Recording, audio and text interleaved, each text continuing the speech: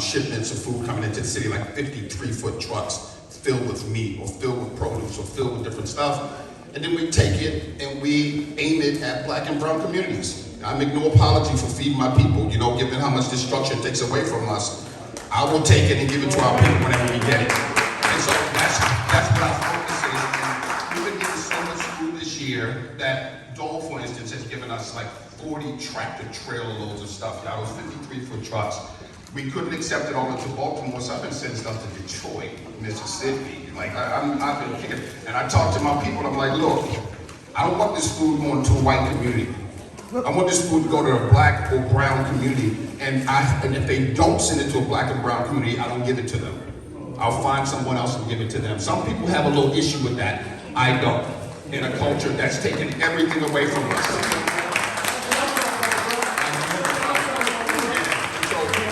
That's one of the things that we do. Another thing is Sandtown.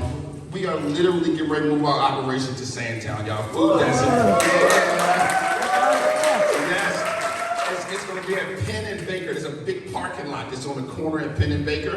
And then we're going to be renting part of the building. It's like 5,000 square feet of building. We're going to be right in. Before the year is over, we'll be there. So and we're actually going to have our first event there on December the 9th. It's going to be food for people and food for pets. A big, huge event that we're going to be having as a first event. We're going to have that as the first event. So those are a couple of things that we do. And then this, like, I want to aim to, next year we'll probably do somewhere around 6 million pounds of food. That 6 million pounds of food will drop in Sandtown. I'm excited about the work about this show. And then the second piece that we do is we move so much food. There's only 5 of us on my staff, but we have a big, huge volunteer pool, right? And that volunteer pool, you come in and volunteer with us. Our shifts are 3.5 to 4 hours. You walk with 20 pounds of food for yourself. Every shift you work, you walk with 20 pounds of food, meat, pasta, organic produce, everything, drinks, milk, juice. You'll get to, for yourself, walk away with 20 pounds of food every time. So if you come in 3 times a week, you walk with 60 pounds of food for your family. I'll give you all my information before. I'll be here for a second after we finish. Come up, I'll give you everything you need, okay? And so that really, what it comes down to, folks, is we gotta be unapologetic about taking care of ourselves. That's where I'm at right now. I'm unapologetic about taking care of our people. Just really quick, I had a funder, I'm not gonna say who it is because I want him to keep giving me money. I was sitting with them about a week and a half ago, and I told him we were moving up to Sandtown. He was like, "Ooh, aren't you worried about the crime?" So here's real crime. Juneteenth weekend, a white boy comes to my site, sets pallets up behind my trucks and burns my trucks down and burns part of my building down in Remington. We're in Remington right now. Juneteenth weekend, y'all. You can see how outspoken I am about race. It felt targeted to me. Yeah, it was targeted to me. And guess what? We're still here. I got more money, got more food.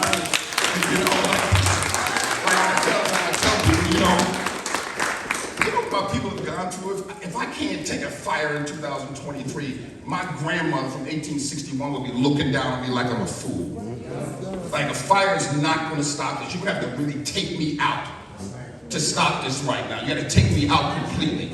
And so it's been amazing. I wasn't even in the food industry. I'm a documentary producer and a diversity consultant. Okay, I had nothing to do with food before COVID. And now we've gotten out 7 million pounds of food just because we looked for it. That's why I say there's no food shortage. We looked for it, we found the right sources, and now we're getting tons and tons. Each one of those trucks that I was talking about are somewhere between 40 and 42,000 pounds of food. Woo. Yeah. And we just take it and drop it into our communities, make a lot of people happy, you know?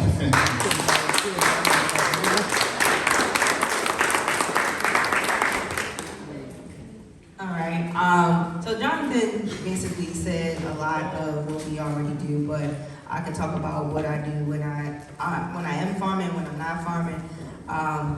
I try to take that information that I know and try to share it with the community, share it with volunteers that come, share it at home, because I am someone that is affected by this issue as well still. So I try to educate as much as I can through different channels, whether it's like social media, whether it's hands-on, teaching someone how to do certain things to farm so that they can have their own farm or their own land to produce food. Any way that I can do that, that's what I do.